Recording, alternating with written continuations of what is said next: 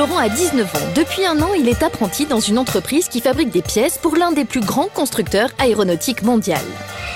T'es où là? Est-ce que t'as ta photo quand t'es apprenti? Je suis là. C'est toi là? Là, j'étais beau avec mes cheveux comme ça. C'est Justin Bieber. C'est Justin Bieber. Faut pas dire ça. Le petit Florent Tessier. Îlot fraisage, 5 axes. Tac. Et l'îlot aux enfants, c'est où alors? C'est pour toi l'îlot aux enfants. Ils sont 98 salariés, de l'ouvrier à l'ingénieur, des fraiseurs, des tourneurs, des rectifieurs, des ajusteurs, des outilleurs.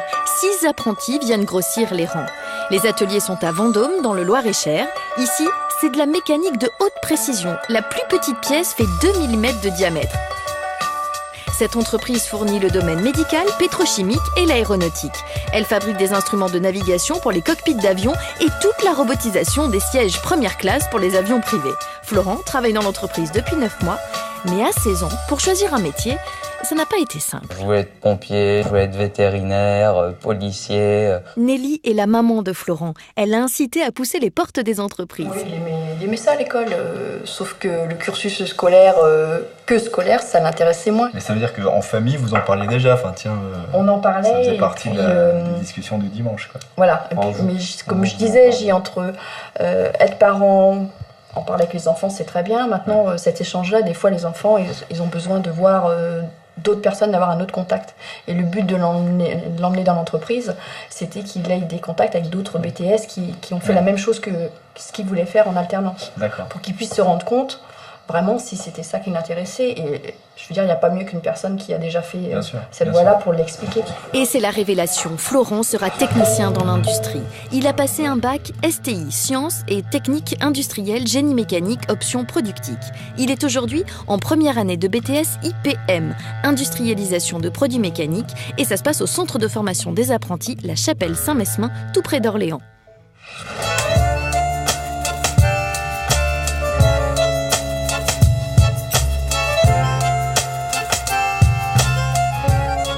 Les horaires de Florent dans l'entreprise, c'est 5h-13h ou 13h-21h. Aujourd'hui, Florent est du soir. Salut Pierre. Ça va Florent? Ouais. Tu peux me citer les prénoms des gens derrière là, ou pas? Patrick, après c'est Pierre, Nathalie et Jocelyne. Bravo. Le premier jour où tu es venu ici avec un vrai contrat, pour travailler. Tout a mis ça. Est-ce que tu te souviens de ces premières minutes là ou pas? Premier jour, bon, un peu de stress normal. Pas très bien dormi la nuit. Là, on se pose plein de questions. C'est parti pour au minimum 2 ans. Là, c'est mon avenir. Ah ouais? Ça s'est bien passé quand même. Ça veut dire quoi, ça s'est bien passé? Ils m'ont pas mis mal à l'aise, les gens. T'avais peur qu'ils te disent quoi? Je sais pas, j'avais peur qu'ils disent ouais, faut pas faire ça comme ça, mais en étant agressif ou en étant vraiment pas content, en disant voilà, vous m'avez mis quelqu'un qui sait pas travailler avec moi, je me suis mis. On te dit tu ou on te dit vous, premier jour? On me tutoie. Jean-Marie est depuis 16 ans dans l'entreprise. Il est le tuteur de Florent depuis 4 mois. Jean-Marie, tu lui dis tu ou tu lui dis vous? Je le tutoie, Jean-Marie. Et le premier jour, tu le tutoyais? En fin de compte, au début, quand on se sent pas très à l'aise, on évite de dire le pour vous, faire on ça, essaye de passer à côté. Et puis, en fin de compte, au bout d'un moment, il m'a tutoyé, je me suis senti beaucoup plus à l'aise. Jean-Marie est celui qui apprend le métier à Florent. Il fixe aussi les épreuves techniques qu'il devra réussir pour valider son année. Par exemple, la réalisation d'un support logomètre, l'une des pièces maîtresses d'un instrument qui sert à calculer la pression de freinage d'un avion. C'est des pièces qu'on fait une par une. Tu auras besoin de les faire 3 par 3. On a prévu un gabarit de pièces qui est là. L'idée, c'est de gagner du temps en usinage. Tu as le potentiel pour y arriver. Ok? Faudrait que tu m'aides un peu. La première étape, c'est la 3D sur ordinateur. Ça me met là, c'est pas normal. Ah. Tu veux que je le fasse? Non. Je te montre. Non, mais je le fais, ok? Et après, tu reprends et tu vas le faire tout seul. Il n'y a pas de problème. Déjà, tu vois la position de tes pièces là au départ. Tac, ok. Allez, vas-y, recommence. Ça y est, c'est bon, parfait. S'il te voit partir sur une mauvaise voie, il te laisse faire l'erreur ou il te le dit tout de suite? Oui, il me laisse faire, il regarde, je pense, parce que quand je le fais, il est pas tout le temps derrière moi. D'accord. Et après, quand il revient, s'il voit ça, il fait attends, qu'est-ce que tu m'as fait là? La deuxième phase, c'est l'usinage. Là, une seule erreur de calcul peut casser la pièce ou même la machine.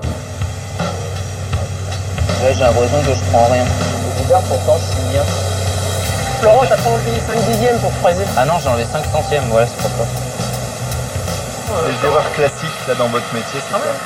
L'erreur classique, c'est de se tromper de vitesse de coupe. En général, c'est là où les jeunes commencent à pêcher. Ils savent pas trop comment déterminer leur vitesse de coupe au départ. Et c'est casse-outils, etc. Un cimetière des mèches cassées là quelque part. Exactement.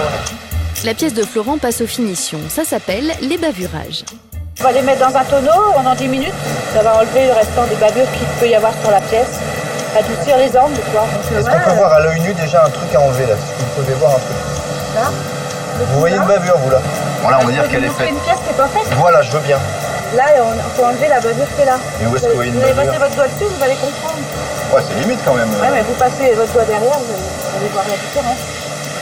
C'est du beurre. C'est du beurre doux. C'est ça. Faut y aller quand même quoi. Bah oui, faut appuyer un petit peu. Ouais, vous avez, mieux, ça. vous avez des muscles. Ah, il faut des muscles. Pas rien. Moi, je t'apporte les platines support logomètre à contrôler. C'est donc la dernière étape, le contrôle qualité. Florent va savoir si sa pièce peut être envoyée au client ou si elle sera jetée directement à la poubelle.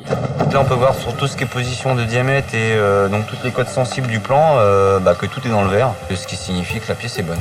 C'est bien, mon petit gars, t'as bien travaillé. À quel moment, toi, tu sens que le gamin, il a le déclic, il trouve le truc, il va être bon? À quoi tu le vois? Qu'il va être bon au bout d'un an, c'est difficile à dire. Qu'il est intéressé par le travail, c'est différent. Intéressé par le travail, déjà à partir du moment où il nous pose les bonnes questions, il répond pas à côté quand nous on lui pose des questions. Si on sent qu'il est en train d'inventer quelque chose, quand il lui arrive une bêtise, on le voit tout de suite. On se dit, bah non, là c'est pas bon, on le recadre. Ouais. S'il refait une deuxième fois, une troisième fois, à mon avis, là... C'était compliqué en fait pour vos boîtes de trouver un bon apprenti.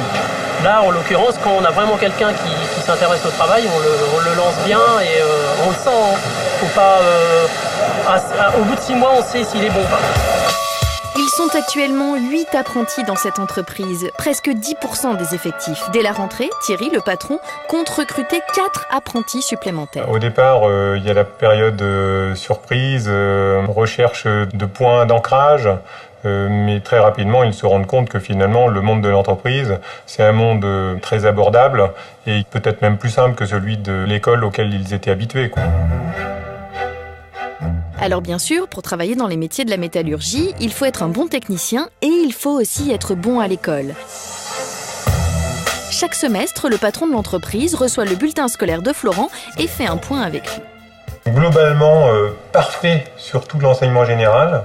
Tu as la meilleure note en mathématiques, 18-26. L'anglais, c'est très bien. Le français, c'est très très bien. 18-25, c'est vraiment super. Et en réalité, on voit que ce sont toutes les notes techniques qui te plombent ta moyenne. Ce qu'on a vu avec Jean-Marie, c'est que finalement, ce sont des points sur lesquels on peut t'aider. Tu progresses sur ces aspects-là? T'en as vu là? Là, j'ai super bien progressé. Là, je suis à environ vers 15 de moyenne. Tu te sens plus à l'aise alors Ouais. qu'au début, c'était... Beaucoup plus à l'aise. Parce que quand je suis arrivé ici le premier jour, voilà, on arrive. Quand on commençait à me parler un peu technique, je comprenais pas tout, j'avais un peu de mal. Puis au fur et à mesure, là maintenant, je commence à apprendre le vocabulaire et ça va beaucoup mieux au niveau technique. C'est bon, là, j'ai remonté. Les appréciations sont parfaites, apprenti sérieux, continuer, de bonnes bases, donc c'est excellent. Nous, on est un Jean-Marie. On voit tout de suite que t'es quelqu'un qui travaille bien, puis nous on sera là pour t'épauler. Et pour récompenser Florent de son travail, Thierry, le patron, a décidé de l'emmener voir le cockpit d'un Airbus pour voir sa pièce dans son contexte. Merci beaucoup, ça me fait plaisir, je suis très content.